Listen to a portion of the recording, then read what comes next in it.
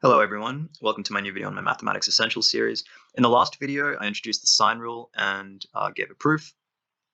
So in this video, I'll do another proof. So this is basically part 2 of the last video. And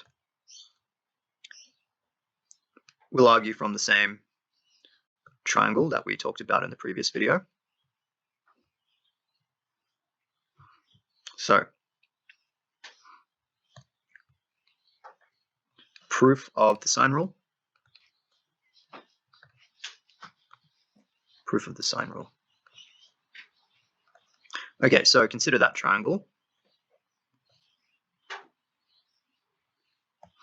where each angle is labeled with an uppercase letter and its opposite side is labeled with the corresponding lowercase letter.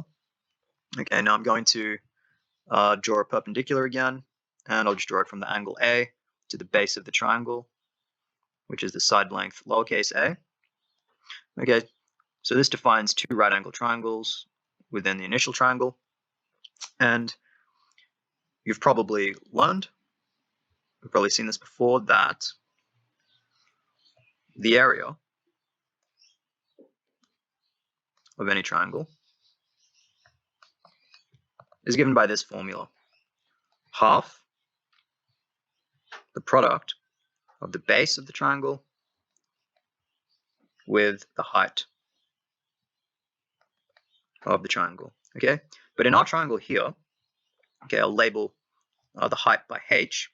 Okay, we can make substitutions into the formula, and we would have that the area of this triangle is half the base, or what's the base? That's a, right? And the height is lowercase h. So this is really just half ah. Okay, and from the previous proof, okay, or we can just do it here, we can take the sine of the angle B, right, which is equal to opposite over hypotenuse, which is just h over c. Okay, and then we obtain an expression for h being equal to c times the sine of B.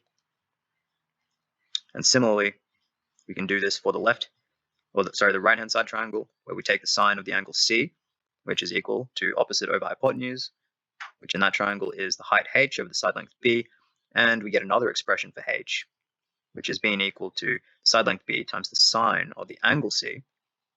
Okay.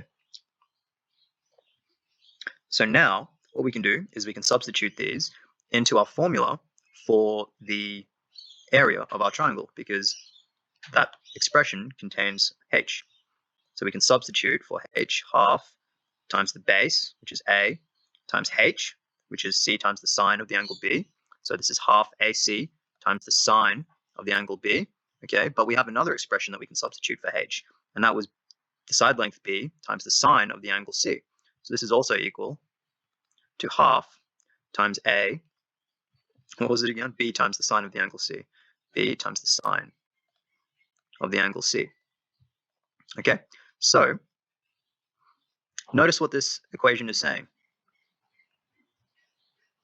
All right, it says that for these two sides, okay, let's say A and C, all right, which share an angle B, okay, the area of the triangle is given by the product of those sides, or half the product of those sides, times the sine of the angle between them. Okay, so that's what this says. That's what this part says. And this part says that the area of a triangle is given by half the product of these sides with the sine of the angle between them. Okay, so by symmetry, you could argue, well, looking at our triangle, right, we have the side lengths B and C, and the angle A between them. So this must be equal to half times the sides B and C times the sine of the angle between them, which is A. Okay? So I'm just going to copy and paste this.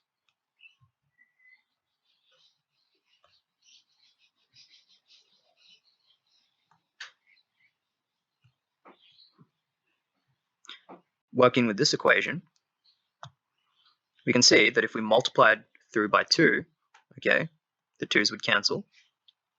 So the factors of 1/2 would be gone. Then we could just divide through by ABC.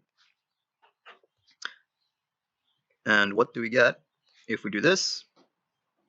Other than the Jackson 5 song stuck in our heads, okay, we can see that the A's and C's cancel here in this expression, and we can see that the product AB cancels in this expression, and the product BC cancels in this expression, and that gives us the result that the sine of B over the opposite side length B is equal to the sine of C over the opposite side length C, which is equal to the sine of A over its opposite side length A.